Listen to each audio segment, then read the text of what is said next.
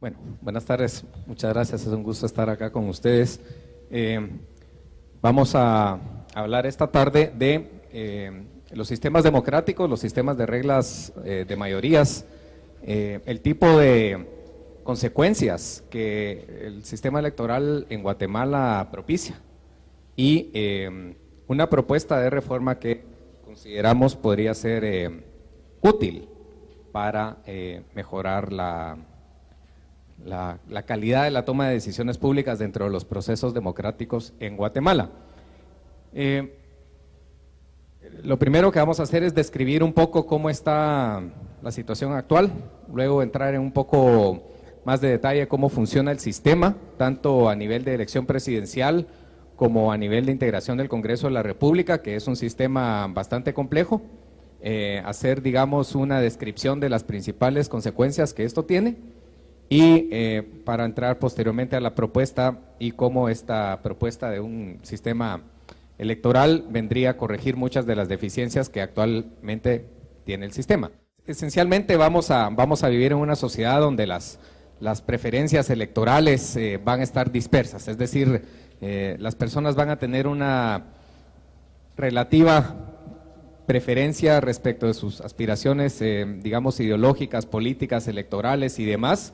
Y en teoría la base de una democracia tendría que significar un mecanismo para conciliar, digamos, de una forma pacífica, civilizada, estas diferentes preferencias electorales y producir resultados que deberían ser de beneficio generalizado. Esa debería ser, digamos, la idea más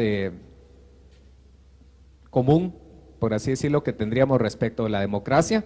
Y la pregunta sería si consideramos entonces que el actual sistema democrático en Guatemala cumple con este propósito. Es decir, si yo les preguntara a ustedes cuántos de ustedes opinan que el sistema democrático en Guatemala tal y como está produce políticas públicas de beneficio generalizado, creo que difícilmente podríamos hacer esa argumentación. Entonces, una de las explicaciones, no es la única lógicamente, pero una de las explicaciones, o tal vez el paso inicial, por así decirlo, de cómo se llega a esta disfuncionalidad de la democracia en Guatemala, tiene que ver lógicamente con el sistema electoral.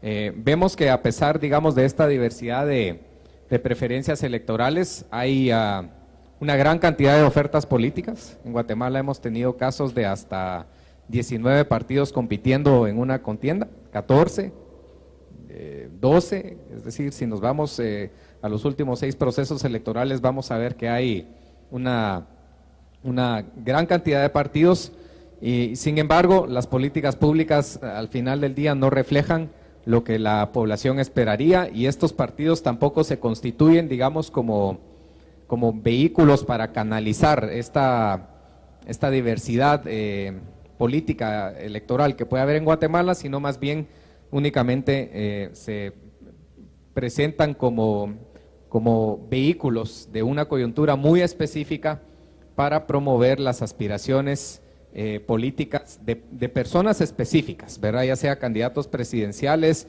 ya sea aspirantes al Congreso de la República, es decir, el sistema de partidos políticos generalmente gira alrededor de algún personaje en particular, el caudillo, el líder, y los partidos políticos que surgen y desaparecen se desarrollan alrededor de una figura central. Como les decía, esto lo podemos ver, digamos, con los procesos de elección presidencial, en donde hemos tenido hasta 19 candidatos participando en una oportunidad. Lógicamente, de esos 19 serán pocos los que cuenten con probabilidades reales de éxito, y sin embargo ahí están, digamos, una enorme oferta política, y entonces habría que considerar por qué, digamos, sabiendo que la mayoría de estos partidos y candidatos tienen tan pocas probabilidades, ¿por qué están ahí? Es decir, tiene que haber algo tiene que haber algún beneficio, digamos, para muchos de estos personajes de participar en política, como para estar en estos procesos a sabiendas de que no van a ganar la elección. Entonces ahí hay una lección importante. El Congreso de la República también se integra de una de una forma similar, es decir, podemos pintar una especie de mosaico de muchos colores que está cambiando constantemente. La integración del Congreso es muy dinámica, es decir, hay una gran cantidad de partidos que están ahí renovándose constantemente, aunque quizás las figuras, los personajes, bastantes veces son las mismas personas. Para el caso de la última elección general de 158 diputados, teníamos alrededor de 131, 132, si no estoy mal, que estaban optando a la reelección. De esos 130 y tantos que optaron, alrededor de 80 fueron reelectos, o sea, es un número importante.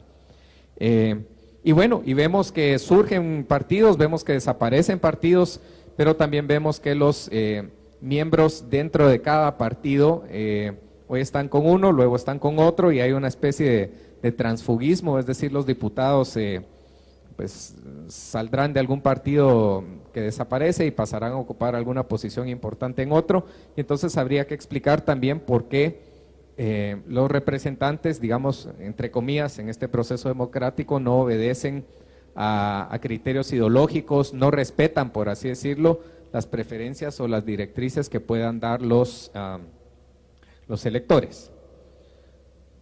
Bueno, si tomamos algunas estadísticas de los últimos procesos electorales, podemos sacar algunas conclusiones. La primera conclusión es que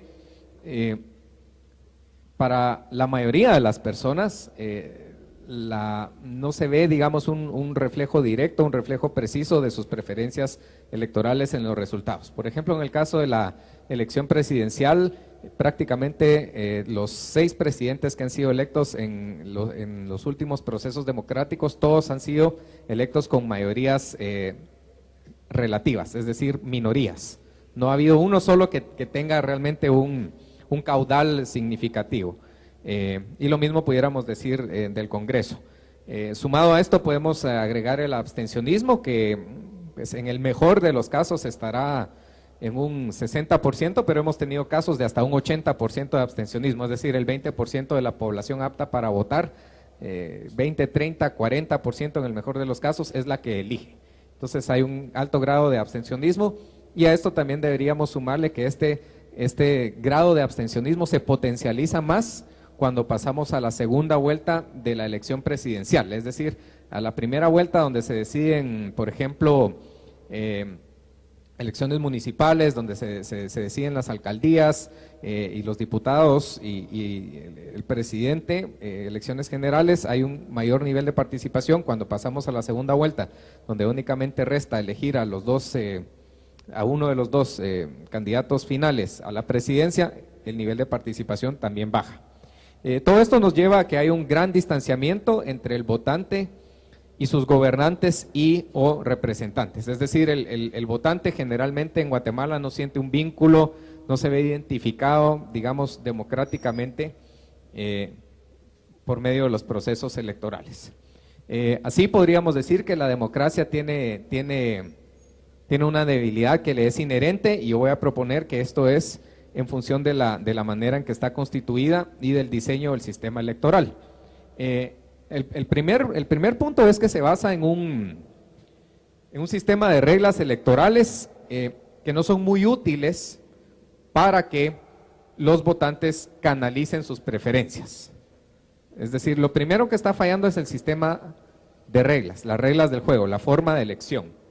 El segundo punto es que no hay una verdadera representatividad, no hay un vínculo entre el ciudadano y, digamos, el gobernante o representante. Entonces, al romperse esa relación representado-representante, el proceso democrático en Guatemala más bien se convierte en el juego, digamos, del interés político, del interés especial. Los grupos de interés, ellos sí tienen un acercamiento muy próximo a los partidos políticos, son los que dominan la agenda política, son los intereses y negociaciones políticas los que dominan y definen las políticas públicas, y el ciudadano queda al margen de todo esto realmente. O sea, ahí ya se pierde verdaderamente el sentido de la democracia. Bueno, entonces una de las conclusiones para empezar, digamos, a reformar el sistema democrático en Guatemala es considerar que lo primero que hay que hacer, no es lo único, pero sí es un paso muy importante, es cambiar el sistema electoral que corrija todas estas deficiencias que acabamos de describir, de manera que se pueda canalizar de una forma más efectiva las preferencias de los votantes y que las políticas públicas que se aprueban, digamos, en congresos, sean verdaderamente el reflejo de las aspiraciones de la población y que entonces estas políticas públicas pues tengan resultados de beneficio generalizado. Si vemos ya un poco más de detalle cómo funciona el sistema de elección presidencial y luego vamos a pasar al Congreso, que creo es tal vez el caso más importante, vemos que se utiliza un sistema francés, un sistema de segunda vuelta, donde, como decía, participan generalmente hasta 19 diputados, 14 es el promedio realmente, donde ninguno históricamente ha obtenido una mayoría absoluta de los votos, es decir, más de la mitad más uno. Entonces los dos que obtienen el mayor número de resultados, o sea, mayorías relativas, o sea, realmente estamos hablando de minorías más grandes que otras mayorías, véanlo así, una minoría más grande que otra mayoría, pero siguen siendo minorías. Estamos hablando de algún candidato que obtenga un 25% contra otro que obtuvo 22%, estos son los que van a pasar a la segunda vuelta, ¿sí? Y entonces en esta segunda ronda pues vuelven a participar y el que obtiene el mayor número de votos gana. Cuando solo tienen dos contrincantes siempre va a haber mayoría, ¿verdad? Siempre va a sacar más de la mitad cuando solo hay dos compitiendo. Pero eso no es lo importante, sino lo importante es ver que el número de votos realmente va a ser poco representativo de la sociedad. Y así es como funciona nuestro sistema y esto tiene una serie de consecuencias. Una de las consecuencias es que este sistema no garantiza que el candidato ganador tenga la mayoría ni siquiera de los votos, de las preferencias de los votantes. Aquí hay una gran diferencia y luego van a ver por qué. Lo que cuenta, como decía, son mayorías relativas de votos, o sea, el que tiene una minoría menor que otro es el que pasa a la segunda vuelta. Otra de las consecuencias es que, digamos, para la mayoría de las personas, el candidato de su predilección no pasa generalmente a la segunda vuelta, entonces tiene dos opciones, una escoger, digamos, entre lo que se denomina el menos peor, como se le llama comúnmente, o no votar, ¿verdad? Esas son esencialmente las dos alternativas que tiene el votante, o escoge dentro de dos que no le gustan al que le disgusta menos, o simple y sencillamente no participa. Otro de los fenómenos que se da con este sistema es que digamos, los dos candidatos finales generalmente van a hacer alianzas con otros partidos. Esto tiene una consecuencia política muy importante, porque a veces pues puede ser muy natural, muy normal, digamos, ver que un candidato de un partido pues se alinee con otro que quedó fuera de la contienda y pues va a haber intereses similares o la población, digamos, podría tener una expectativa razonable que esto iba a pasar. Pero a veces también se generan alianzas que desconcertan al votante, es decir, el candidato de mi predilección era este, pero resulta que en segunda vuelta se fue a coquetear con el otro que no me gusta para nada y entonces ¿dónde queda parada, digamos, mi elección? Es decir, sigo a mi candidato o aunque se fue con el que no quiero o no, en fin, puede haber una situación desconcertante para el votante. También se da el caso de que hay intercambios políticos, lógicamente, mucho de lo que se negocia en la práctica son, por ejemplo, posiciones en el Ejecutivo o alguna serie de temas o digamos, cierto peso, digamos, para las respectivas bancadas de estos mismos partidos en el Congreso, posiciones claves en las juntas directivas, digamos, del Congreso o comisiones del Congreso de la República, es decir, siempre va a haber una negociación política ahí, que no es precisamente pública, que no es conocida por el votante, y por otro lado, estas negociaciones nunca salen a la luz, sino hasta entre la primera y la segunda vuelta, es decir, antes de la primera vuelta todos están compitiendo entre sí, luego de la primera vuelta es donde empiezan a verse, digamos, estas negociaciones e intercambios políticos que se dan, y el votante realmente solo tiene un lapso de un poco más de un mes como para tratar de analizar qué es lo que está pasando, quién se está aliando con quién y qué tipo de consecuencias esto puede tener. Al final del día, este proceso genera una gran confusión en los votantes y pues lo puede terminar alienándolo por completo del proceso electoral.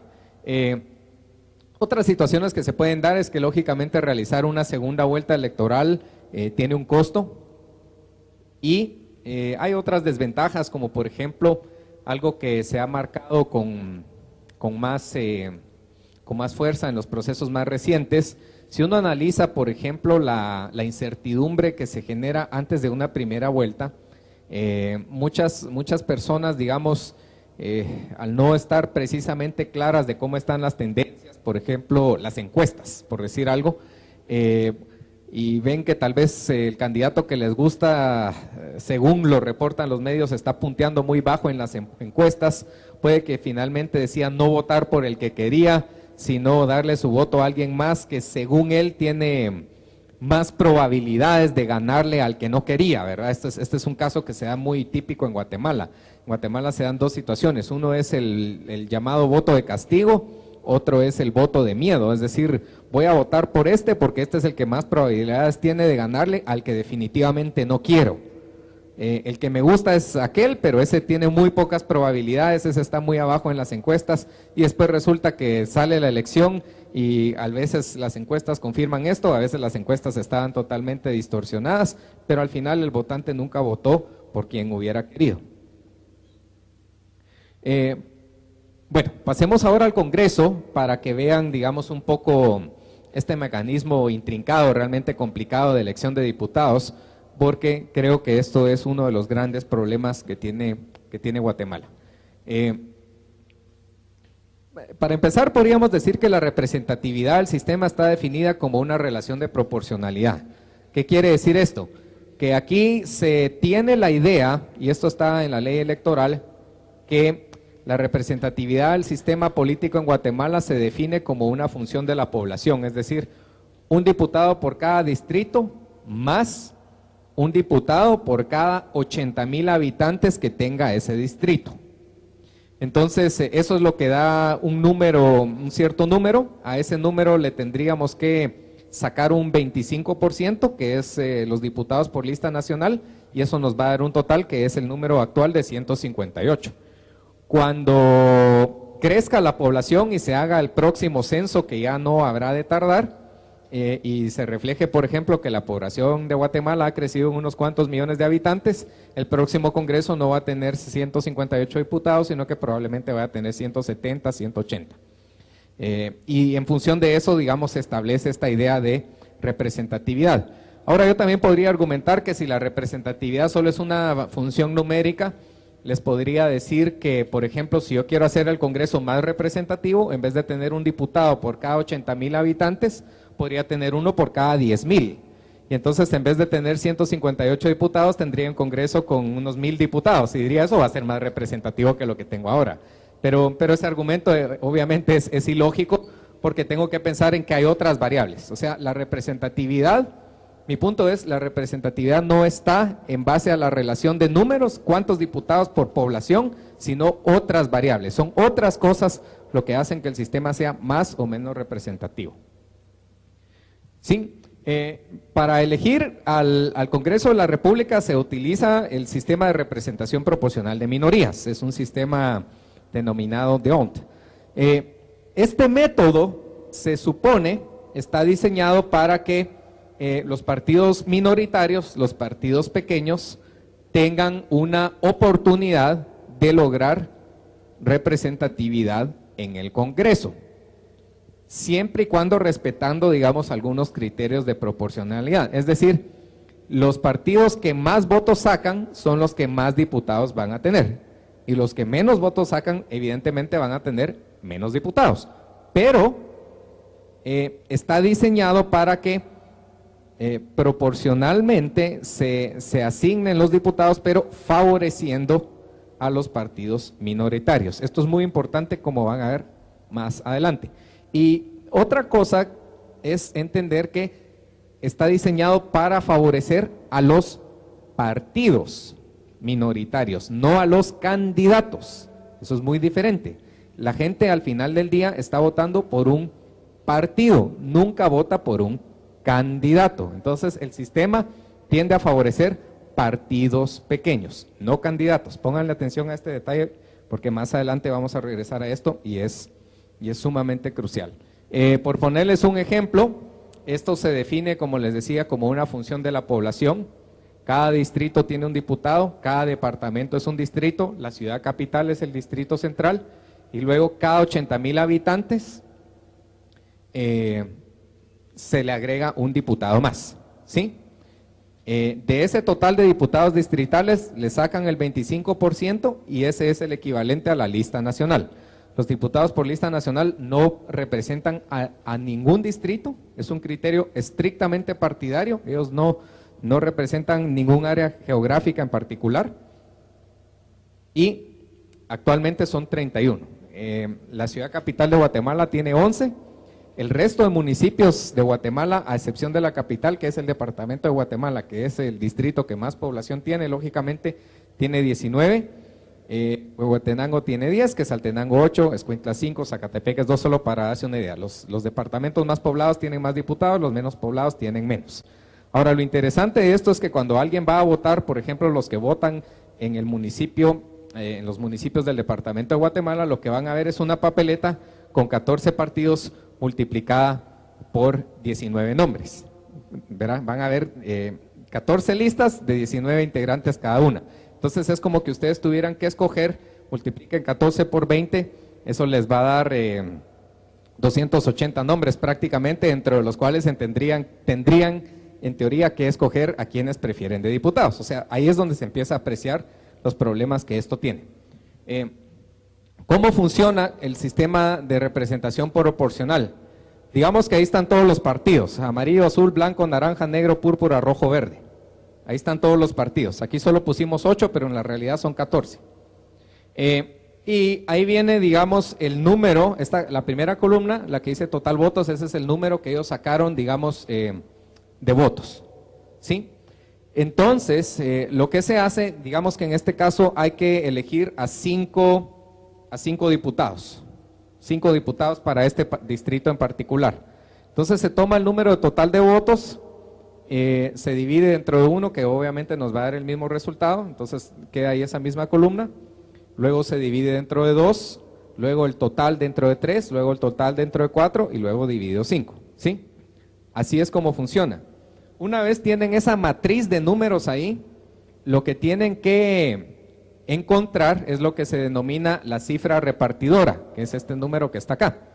¿Eso qué quiere decir? De todos esos totales se empieza a contar desde el más alto al más bajo, hasta que encuentran la quinta cifra más alta. Digamos que fueran 8 diputados, lógicamente buscan la octava. Si fueran 2 diputados, buscan la segunda. En fin, el número de cargos a elegir les da cuántas cifras tienen que contar. Entonces, obviamente, la más alta es 175,000. Luego 125,000, luego sería 100,000. Luego tengan cuidado porque 175 dividido 2 nos da 87,500. Esa sería la cuarta. Y la quinta es 75,000. Entonces, este número es el que les va a dar la clave de cuántos diputados, por así decirlo, mete cada partido. Es decir, cada partido va a tener una lista de 5 diputados, pero solo van a entrar los que, luego de hacer esta división, superen este número. Entonces, ahí es donde ustedes ven cómo funciona esta idea de representación proporcional que favorece a las minorías. Si se dan cuenta, 175,000 es prácticamente 2 veces y medio el total de votos que obtuvo el partido naranja, que es de 75,000. Y sin embargo, de acuerdo a esta asignación, si fuera estrictamente proporcional, obviamente el partido amarillo tendría que tener 2,5 diputados, eso evidentemente no se puede. Entonces el sistema está diseñado para favorecer hacia abajo, no hacia arriba. Entonces, por eso es que un partido chiquito, digamos, como el Partido Naranja, con 75,000 votos puede, digamos, introducir un diputado, y el que va a tener 2, digamos, va a ser el amarillo.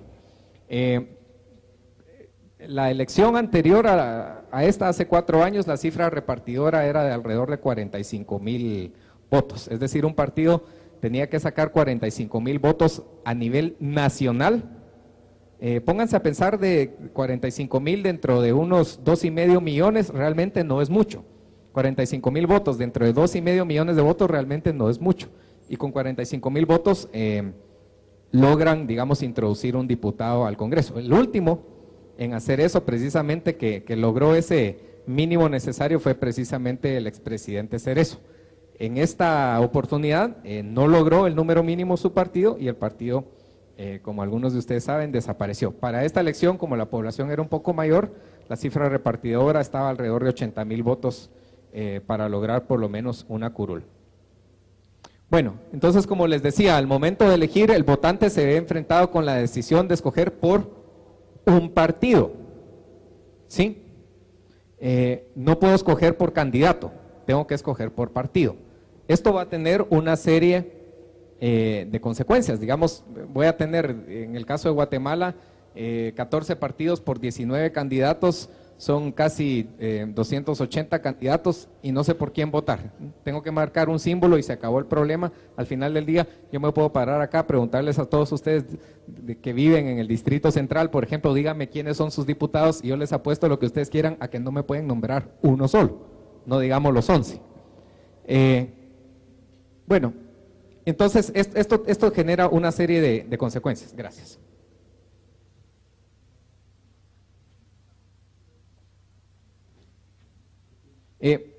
Para empezar, el votante no tiene una forma precisa de canalizar sus preferencias, es decir, tiene que escoger en bloque, no puede escoger individualmente.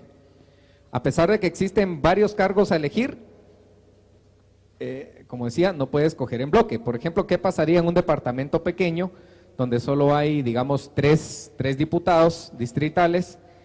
Podría escoger a este de este partido, este otro del otro y otro de otro, y sería bastante sencillo, digamos, hacerlo. Evidentemente no puede, tiene que escoger en bloque, y eso le quita, digamos, una forma efectiva para el votante para expresar sus preferencias. Tampoco se puede discriminar negativamente. ¿Qué quiere decir esto? Supongamos que hay una lista, digamos, de un partido que yo pienso que la mayoría de las personas que están en ese partido son personas honorables y que serían buenos representantes. Y entonces el primer lugar pues es una persona muy honorable, muy respetable, el segundo lugar también, pero luego veo en esa lista que ahí hay un personaje de esos cuestionables, ¿verdad? Que tal vez anda incurriendo, digamos, en algunas conductas inapropiadas, ¿verdad? Hemos visto muchos ejemplos de estos en la práctica, ¿verdad? Gente que se va a viajar o gente que se dedica a actividades ilícitas, en fin, ahí están, y entonces no puedo votar en contra de estos porque tengo que rechazar toda la lista. Entonces tampoco se puede, por así decirlo, discriminar negativamente. Aquí es donde está tal vez la parte más difícil de ver de todo esto. Todo esto que yo les he dicho hasta ahora es, digamos, bastante de sentido común, si lo quieren ver así. Aquí es donde el análisis se hace un poquito más profundo, y donde yo les pediría pues que traten de ver, digamos, las consecuencias más detenidamente de lo que este sistema provoca.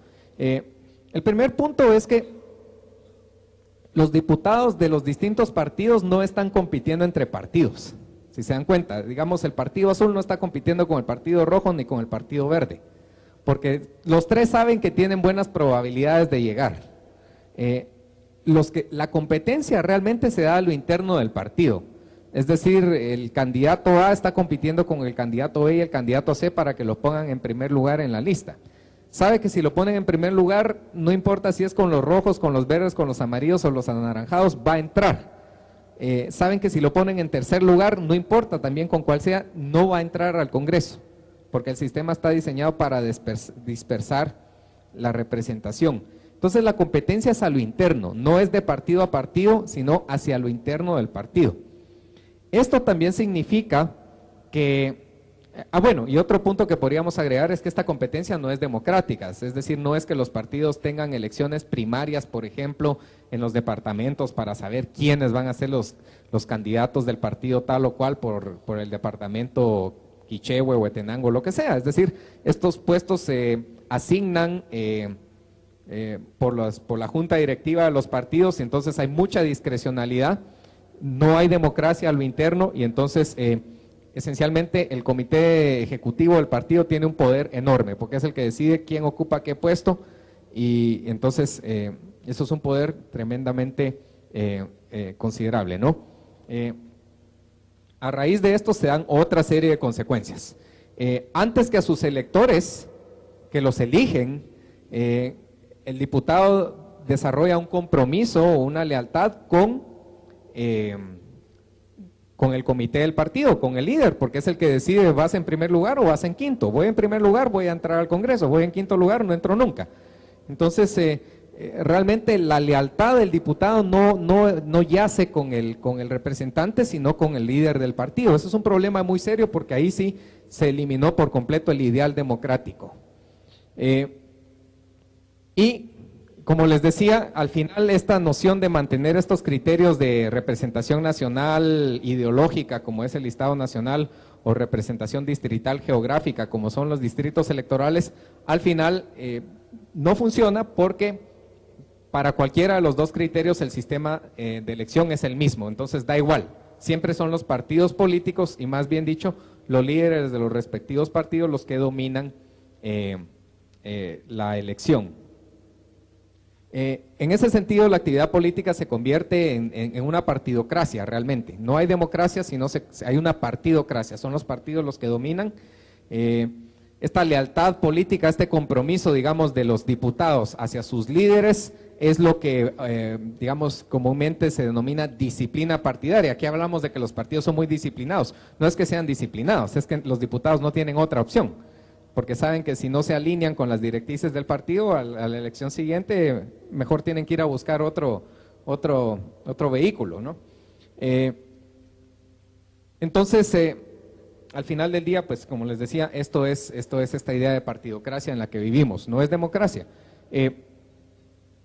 Esto tiene otro efecto, cuando el liderazgo del partido político tiene tanto peso, y tiene, digamos, prácticamente garantizado el voto de sus discípulos, por así decirlo, de sus correligionarios, las negociaciones políticas se dan en bloque.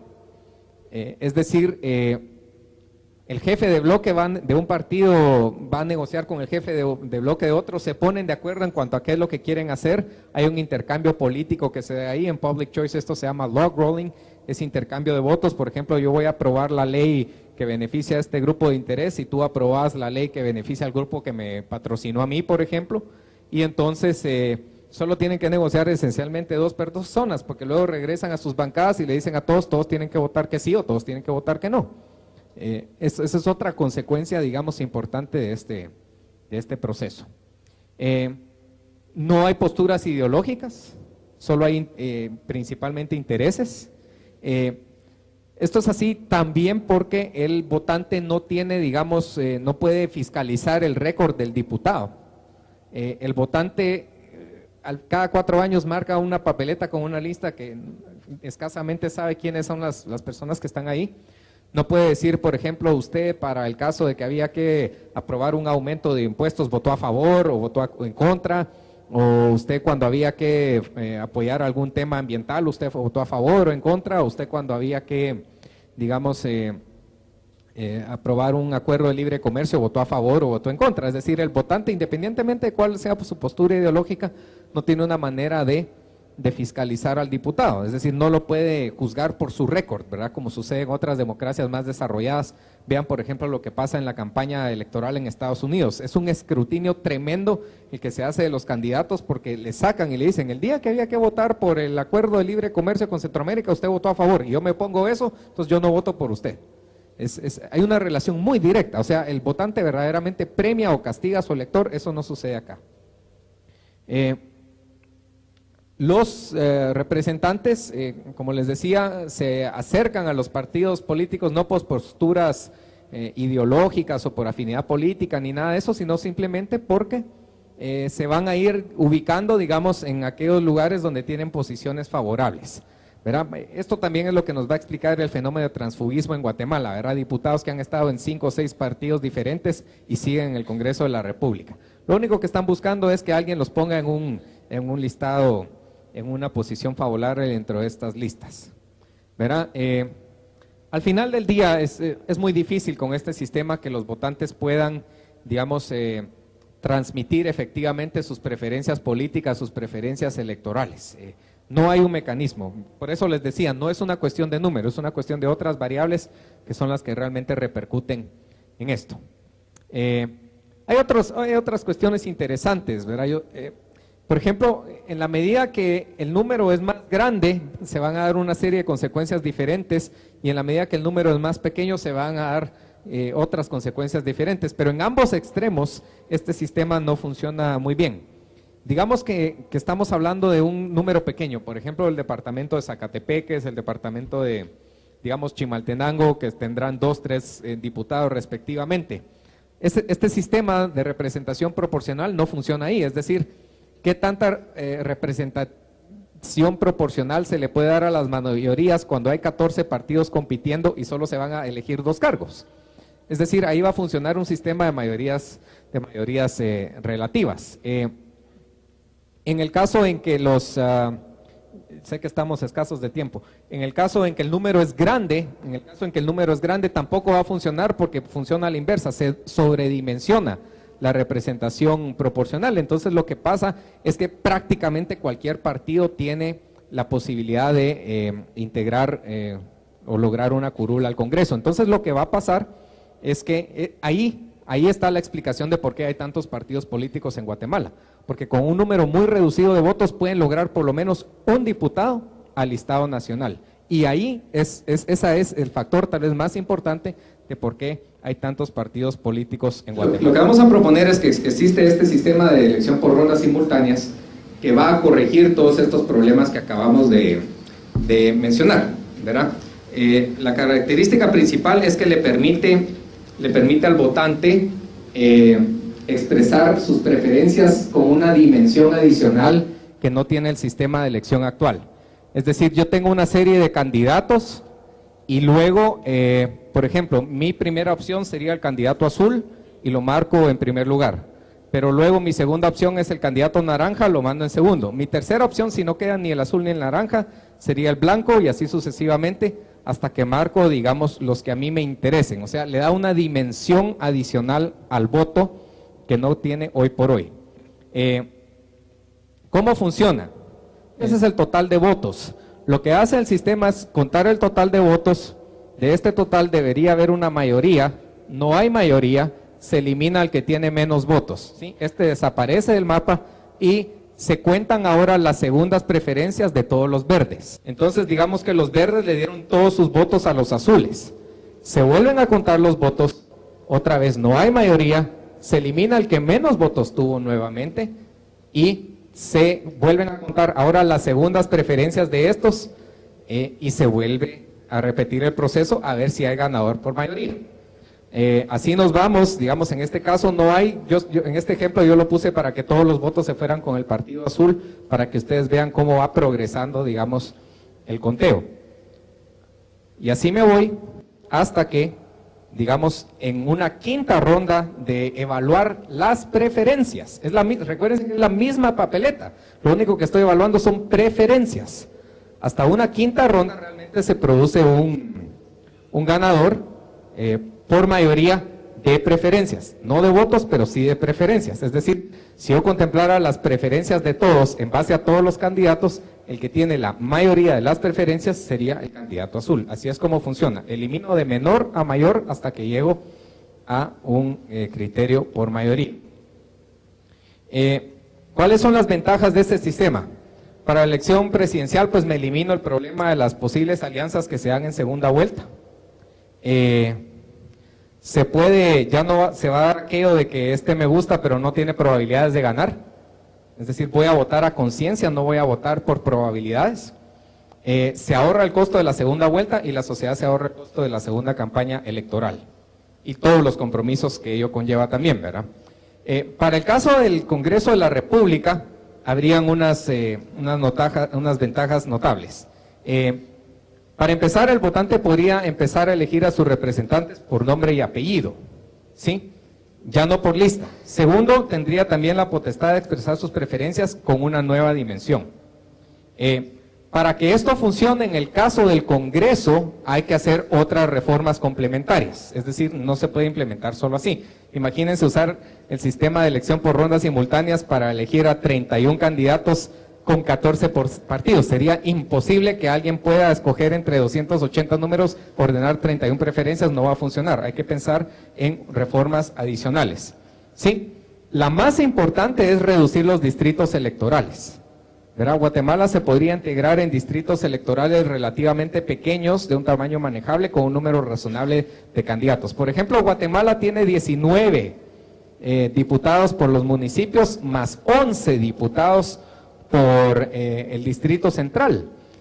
¿No sería más fácil, por ejemplo, que Amatitlán, Villanueva y Villacanales fueran un distrito electoral y tuvieran 1 o 2 diputados? Y que Santa Catarina Pinula, San José Pinula y Fraijanes fueran otro distrito y tuvieran otros 1 o 2 diputados de acuerdo a la población, y que San Juan Zacatepeques y San Pedro Zacatepeques fueran otro distrito y tuvieran otro diputado más. Es decir, sería mucho más manejable, la gente conoce mejor a sus representantes y no tiene que estar escogiendo entre estos grandes números y puede votar por nombre y apellido. Y es más, eso les daría un Congreso con alrededor de unos 60 diputados, que sería muchísimo más representativo de lo que tenemos ahora. ¿Verdad? Bueno, ahí está la idea del número fijo de diputados y la idea de la representatividad. En cuanto al listado nacional, este es un criterio útil si se hace funcionar bien. Es decir, si voy a tener un sistema bicameral en el cual voy a tener una Cámara de Senadores, digamos, que obedecen a una representación ideológica, política, y una Cámara de Diputados donde hay criterios geográficos, digamos, como para ver temas de presupuesto y demás, esto va a funcionar. Pero si agarro lista nacional y lista distrital y los meto todos al mismo Congreso, estoy destruyendo el propósito de hacer 2 criterios diferentes. Entonces, ese es un grave error del sistema electoral guatemalteco.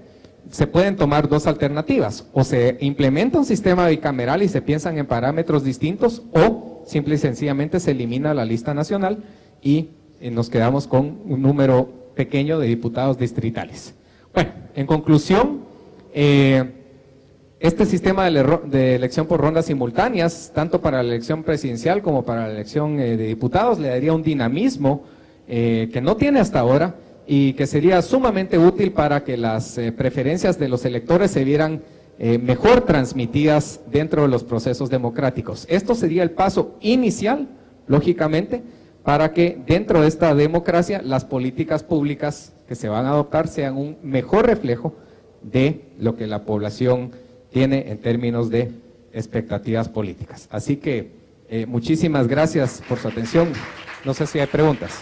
Al inicio del tema, usted mencionó el caso del abstencionismo. A su criterio, ¿cuál sería la causa de la poca identificación del guatemalteco con los procesos electorales?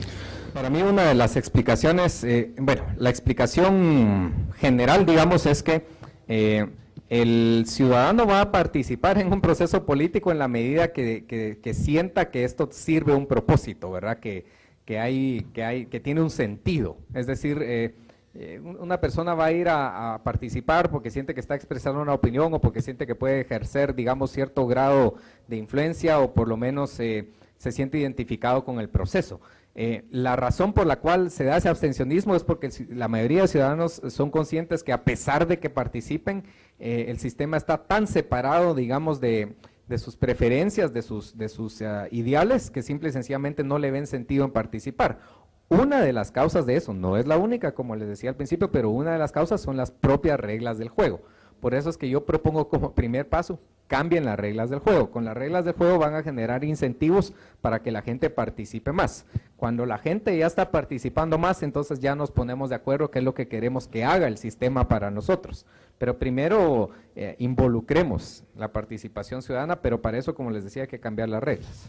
Yo quería preguntarle, aparte de la propuesta de elección por rondas simultáneas, si usted no considera que limitar los partidos políticos, el número de partidos políticos, sería como que otra propuesta para que las decisiones no fueran intransitivas ni irracionales. Esa, digamos, es la decisión que han tomado los políticos. Los políticos en Guatemala han hecho varias cosas. Una, hacer más difícil crear otros partidos.